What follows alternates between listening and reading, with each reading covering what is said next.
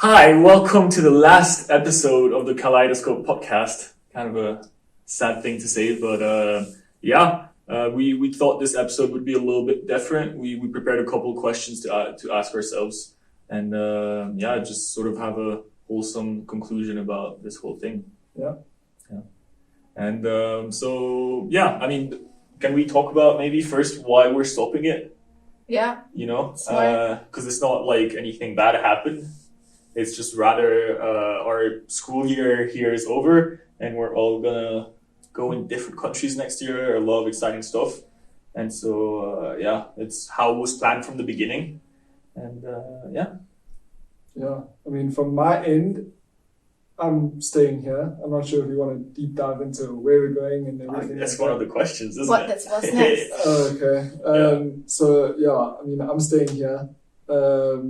Edmund's going to Ireland and Cynthia's going to Morocco. And as you'll see, we've got 12 episodes. So we did what effectively turned out to be an episode a month. And with that, did all of the socials for it, did our LinkedIn as well. The PDFs. Done by Alex, who can't be here today. Unfortunately, but also obviously, picked up a new soul along the way. Yeah. Who obviously contributed very, very much. Lovely man as well. Had the opportunity to participate in a couple of episodes. Yeah. And honestly, overall, from my end, a very positive experience. A very, very positive experience. I think this is the first time I've taken a step outside of my comfort zone and sort of started something new from scratch, literally from scratch. Learned a lot, and how was it for you guys? Yeah, I mean, it's very, very similar to me. That's one of the things, if I remember well, that I touched on in the first episode, is that I was always the kind of person in school or anything that did sort of the bare minimum. And it was nice to do a project that showed me that I can be a lot more than that and, have initiative. And all around positive for me as well. Yeah, absolutely. I wouldn't say that it was anything negative.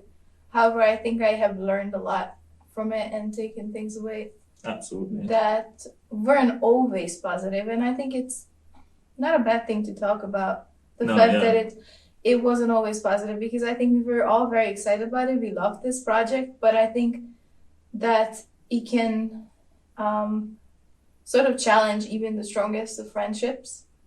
And it was stressful at times. Yeah, absolutely. So with work, with university, with other things, I think it was stressful at times.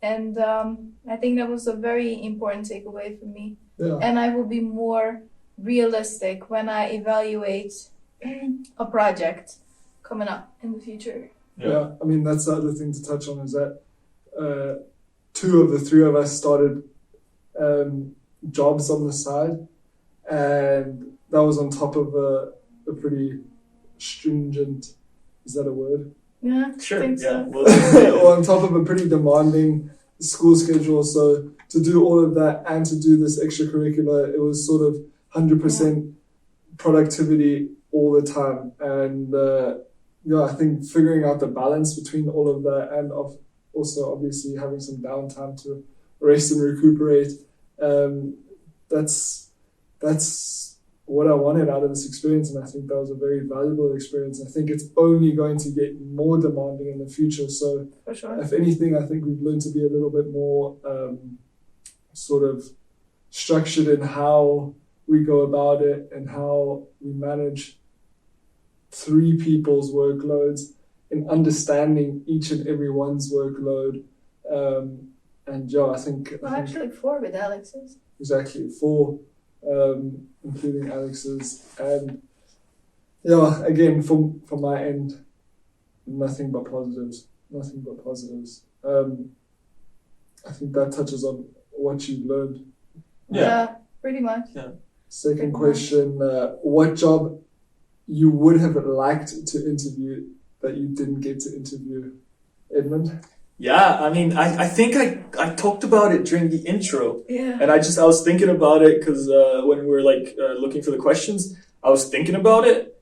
And to me, it just comes straight to my head as an astronaut. Yeah. And I think I said that in the first episode where we talked. I was like, I want to interview an astronaut. Obviously, didn't happen. Yeah. But I think that would be one of the most interesting experience you could ever have. Because I think there's no other job that is so different to anything else. But The fun most unique fact, job. fact, I've reached out to a bunch of astronauts and now we have a connection. Like an Are you astronaut serious? connection in our, yeah. So like apparently they accepted it, never got back to us. But I think, yeah, we do have quite That's a few really interesting connections in Yeah. our LinkedIn. Honestly, I'm down to reunite the podcast Bonus just episode. Just just for an astronaut. I would What about you, absolutely Josh? love to talk to an astronaut. Yeah.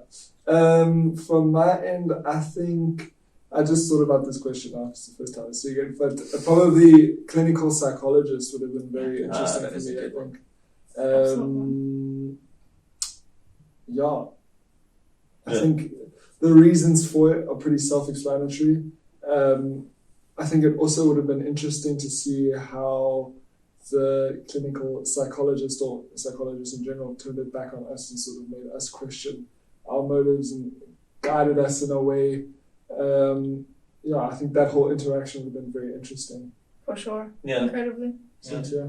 For me, I think if just for the fun, I would have been interested in like a mortician or a pathologist. Just for the fun of it. But if it's something that I would have been interested in and would have liked to get more insight because I'm interested in the field, something along the lines of consulting and finance or financial services for sure would have been interesting. Yeah. Okay. Next question. So, has any of the episode influenced your future decisions, Josh?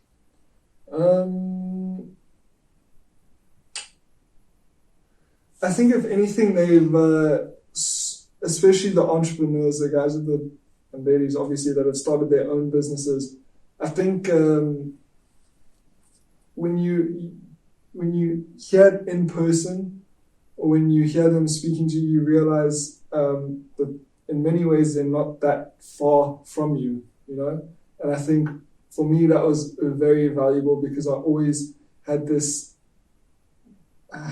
my head idolized what this typical entrepreneur would look like, and really they all just say the same thing. They all didn't really have a clue in the beginning, just kept trying, took opportunities, and then I think the rest speaks for itself. So for me to just narrow the gap between myself and an entrepreneur, I think that was extremely valuable for me, and that is something that I'll always carry with me from these interactions. That's it for me. Cynthia? Similarly, the entrepreneurs, but a bit different. So one of the things that I have learned is how important that I'm excited in what I do. And very often I would have liked to work on the podcast more, but I was busy with what I found menial tasks that didn't really contribute to my personal growth. It just had to sort of check a box. And that made me realize, in addition to speaking with the entrepreneurs, how quickly I want to get out of formal employment. And rather do, as difficult as it may be, and as much as they don't really have life balance, what's it called? Work-life balance. I would much rather do that than have to work on things that I'm forced to work on. I don't find exciting. I don't see how it contributes. I don't want to do it. But it has to, just so that it ticks a box. Yeah, for me, it has influenced my future decisions, but more in a way of reinforcing them. I'm not, there's a lot of jobs that, the people were really interesting, but it's just not my cup of tea. Couldn't see myself doing that. And then, for me, what's it called? The startup people. Entrepreneurs? Yeah. That's obviously something you don't want to do. Yeah. It's just, a lot of people in business school, that's what their goals are, right? That's, let me do my own startup. I think personally, a lot of it is ego of wanting to be I have my own company. That's not something that excites me, I don't think. I don't see myself in the future doing that, or at least not like the next couple years. And I was more interested in like positions of management. I thought what your dad did, that is a lot closer to what my goals are, and that sort of reinforced that want of mine. Yeah, I think just to touch onto that, or add on to that, what I also realized is you definitely don't need to go to business school to be an entrepreneur. No, you don't. And I would be very curious to know what entrepreneurship programs look like at universities, because, like I said, these people are entrepreneurs because they're serial triers. Yeah, and I think it came down to the attitude. Like if we think about all of the entrepreneurs, we think about Sheila, we think about Scott, Kathleen, it was more about their attitudes toward like not failing, going out there. They're like very extroverted people. They network, they try, they were never afraid of trying a new thing. And I think that's what it truly came down to. But that's one of the things I remember your dad saying was like all those young people want to try to like start their own companies, and if you fail, you start life with a huge setback, huge financial setback. And I think that's something that we sort of idealize that idea to like a lot of success, like making your own company. And I don't think we think about or talk about the people who failed and start life with like, I don't know, like 100,000 euros in debt or whatever. Sure, but we also don't talk about the fact how badly jobs pay at an entry level after university, and then you don't even get to put aside. Like, you know what I mean? You don't really like. How long does it actually take you with the job to reach financial freedom? I'm not trying to slave my whole life to do that. Yeah, I don't think I agree. I think you can very quickly get interesting opportunities. But I guess only time will tell. Sure. Only time will tell. Something you guys would have done differently, Josh? I probably would have switched our roles, or made it so that every time somebody does a different role, So that way we all, like for example, Edmund was our chief editor and did all the editing for the videos, all of that. I think just for general understanding and for expanding your skill set, it would have been beneficial for all of us to try video editing, for you to try writing the LinkedIn posts, for me to try reaching out, for you to try reaching out to new people. I think we should have, not should have, but I think in hindsight, there was an opportunity there for all of us to sort of extend our skill set a little bit. That's actually an amazing point. Why did we never talk about this? Well, because we were so busy on getting I don't think we had the time. That's why I wanted to say, I think the whole entire strategy of distributing the roles was working with our strengths so that we can get things done as quickly, efficiently, and effectively as we possibly can. And I don't think that even like this, we had many, many setbacks. I don't necessarily think we would have had the time for that. Yeah, for sure. Maybe, but it's a very good point. What would you have done differently? I mean, as Josh said, I was taking care of like the technical side a lot. So some of the first episodes were like the sound was terrible, and that's a pretty simple answer. But I would like to be able to go back, with better installations, edit it better, and I would also have spent a lot more time editing because I think some of the editing was a little straightforward.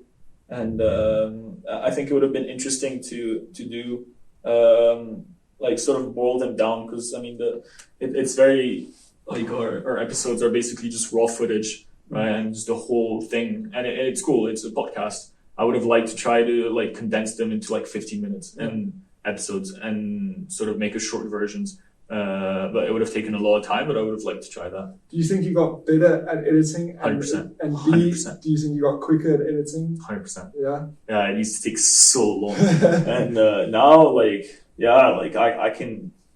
How boring was it, though? Honestly, pretty boring. Because I think that there's content that is very fun to edit, and the podcast is just not one of them. Yeah. It's just sort of repetitive. You have to watch a whole hour 30 minute of content, and just to know where to cut, or if there's something you need to cut from the episode. Yeah. When was that said? Yeah. And so there's a couple of episodes where I spent 10 hours editing it, and it's pretty boring. Yeah. And but editing's still something I like, but maybe something more fun to edit would be cool. Yeah. Cynthia? What would have I done differently? Many of our contacts, many of the episodes came from or were with the help of people that we had known previously. Bless you. All right, sorry. Edward's My hair. I can see your eyes looking up here. That's so funny. So many of them were people that we have previously known.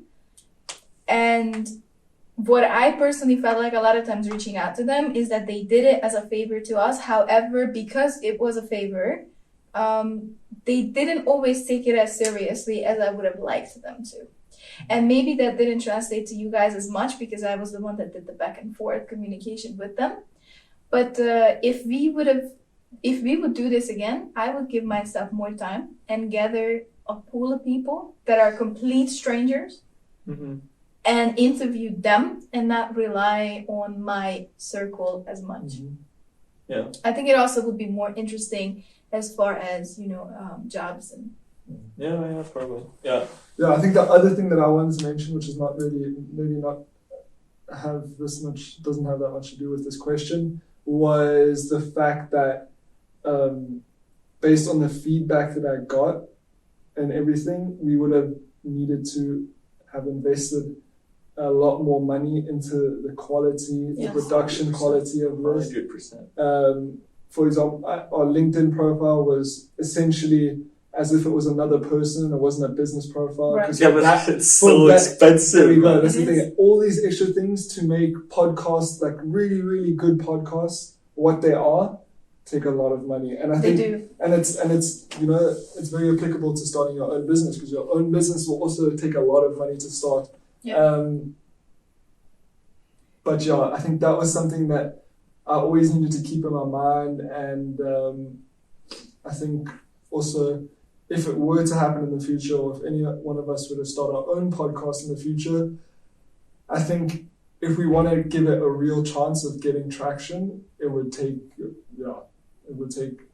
a considerably more amount of money than For what sure. we put in. Yeah. For sure. However, I do think that would be something that we could have monetized, and from the get-go we knew that this was never going to be going in that direction of being monetized, and it was just a project for us to sort of try ourselves out. Yeah. It would have been nice to have a bigger exposure, Yep. but I don't think that the return on investment was ever there. No. And I think they're rarely there with podcasts as well. Yeah. Because it's hard to get monetized. You have to be one of the big ones.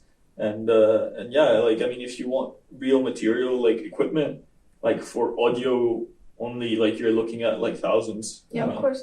And so I don't think it's realistic. So given what we had, And our goals with it. and our goals, I think it was great quality. What's your favorite memory? Can someone else start so I can think about it? Yeah, I thought about it before. Yeah. My favorite memory was the high of finishing the first episode. Yes. Oh, that's a good one. I think that was just adrenaline, and the whole way home I was also just driving full of adrenaline. I think it was so exciting, and yeah, That's I such a just good remember answer. that feeling. I remember jumping in this room. Yeah, when it was very over. exciting. Yeah, because it was such a stressful experience. It was. You knew. Akib, yeah, I'm so sorry. Hopefully, Akib, yeah, of course I remember Akib. You knew, but we didn't know him, and so it was scary to talk to a complete stranger, and having never done something like that before, Yeah. and finishing that was Yeah. incredible. Yeah. Great memory. You're right. Yeah. I think I had a very similar high when we finished Catalan because we knew that that was our last episode, and also I think it was a great one. Like just interacting with him was great. But I think my favorite memory, I don't know if you guys remember, but at one point we were thinking to do these recap videos at the end. Yeah. And we were doing one of the recaps, and we could not keep it together, guys. We were laughing. We had no train of thought. We just couldn't keep it together. And we looked at admin and said like, "Oh, this is gonna be fun to edit." And I never edited it. And we never edited it. That's why we decided to stop the reflections altogether. Yeah, it was reflection. You're right, but I thought that was like one of my favorite memories for sure. Yeah. No, those are two beautiful, beautiful memories. Well, now I'm kind of. I mean, I don't know if it's such a a memory, but like an episode, like the episode with your dad, is one I really, really appreciated, and it was just amazing to talk to someone like that. And I thought it was one of the episodes with the most conversation flow, and I felt like I could have stayed there for easily 6 hours just talking to him. Absolutely. And it was a great memory as well. That's something I would do differently. I think I was so focused. Not have my dad on. Right. That's right, Trevor. No, I was so focused on keeping in mind the fact that this is a podcast with a purpose. Yeah. That I don't think I had interacted enough as a human with them. If that makes sense. So I definitely would change that. I've got an extra question, this randomly. What is one key takeaway that you had, but professionally? Like one thing that somebody said that just stuck with you? I'm going to start so I give you guys time. Yeah. I don't know if you remember, but when Scott was talking about partnerships, and he said to make sure that when you partner, you don't just partner to partner, which is what people do at the beginning. You do it because what you're doing is an integral part of their goal, and what they're doing is an integral part of your goal. Yeah. And you cannot make the two work separately. You need the other person. Yeah. And I think that stuck with me the most. Yeah. Got something, Josh?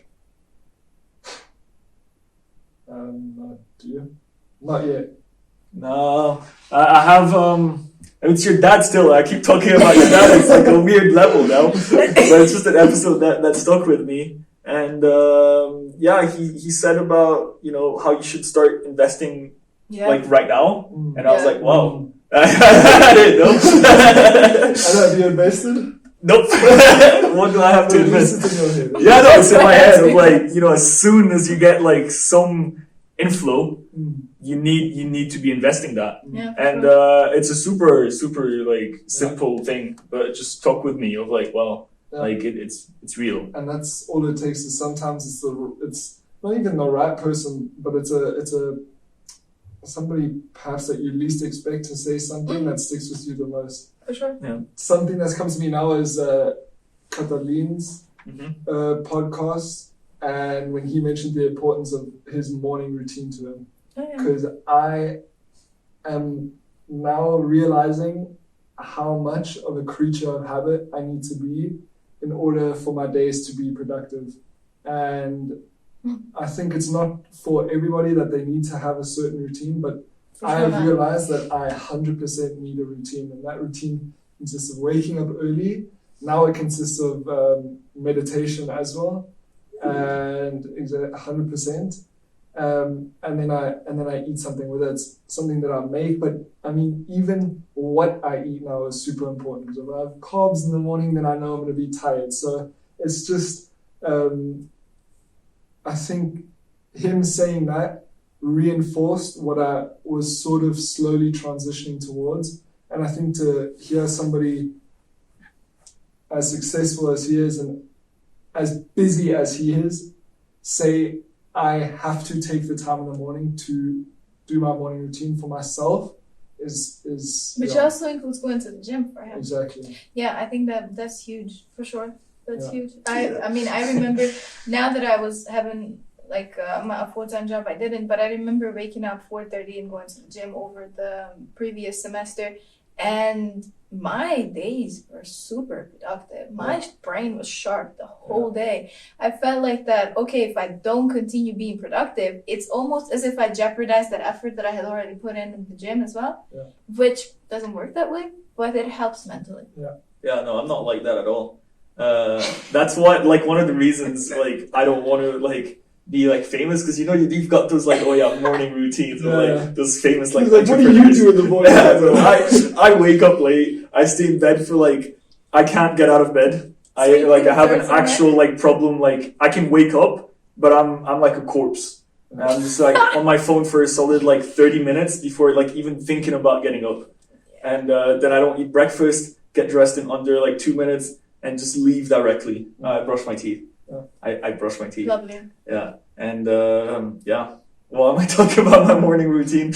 Well, I mean, that's the thing. It is different for everybody, but all I'm saying is for me that when he said that, I was like, yeah. But I think you're just going to change quite a bit once you go into corporate world. I don't think so. Who knows? I know myself, and for me, I feel best in my head. What you were talking about, like sharpness of mind. I'm best like when I've slept in, woken up gently, and like then I feel super productive. And if I wake up, go like to the gym or do like something like a physical activity, I'm not gonna be ready to start the day. It's just different bodies and different, I don't know. Yeah. It's differences. Interesting. And stuff. Okay. Before we get to the last question, I went to a dinner party, so to speak, and because I went as my girlfriend's guest, I didn't know anybody there, but everybody, also this is probably like a Munich thing, but everybody there was doing something, like everybody there was how do I say? They were just doing something, like they were doing something big or whatever. But I think what this podcast has taught me is how to really, really actively listen. What I wanted to say with that is just actively listening and not just the typical small talk questions, but really, and I think people appreciate that so much when you can, 100%. when they feel like they're heard and I appreciate the information that I get. Applicable to all areas of life as well. I think it was very interesting though to see, just as a side note, how different our perspectives were when we were questioning. Yeah. When we're asking questions. I think it was quite interesting. Yeah. What's next for all of us? I mean, I can't speak for you guys, but I know for me, I'm currently working a job. I'm a Werkstudent, which is in Germany. It's like a working student job. So you work 20 hours of the week, and then during your summer breaks, you work 37 hours a week. I'm learning so much there, and also applying the skills that I've learned from this podcast to my daily life. And I think it would be super interesting to try and do a podcast in the future, whether it's with you guys again or whether it's myself. I really, really loved this whole experience. I really loved it, and I love meeting new people, and I love hearing everybody's stories, and I love just really interacting and getting to know different people, even from different parts of the world. I think that's the best thing about the day. The age that we live in these days is that we can interact with so many different people from so many different places. I think I'm going to take the information that I learned in our podcasts and use it to help me guide my way through my professional and corporate career. Just to comment on that, I think one of the things that I'm most proud of is how many countries we have interviewed people from. Yeah. I think it's amazing. About that. So Pakistan, Romania, Hungary, Venezuela, United States, South Africa, France. Yeah. That's pretty cool. Yeah, I think that's pretty amazing actually. Yeah. That's all that I can think of. I agree. Yeah, hopefully we didn't forget anyone. Yeah, that would be very awkward. So yeah, what's next? No, go for it. What's Alright. next for you? So I have an internship lined up.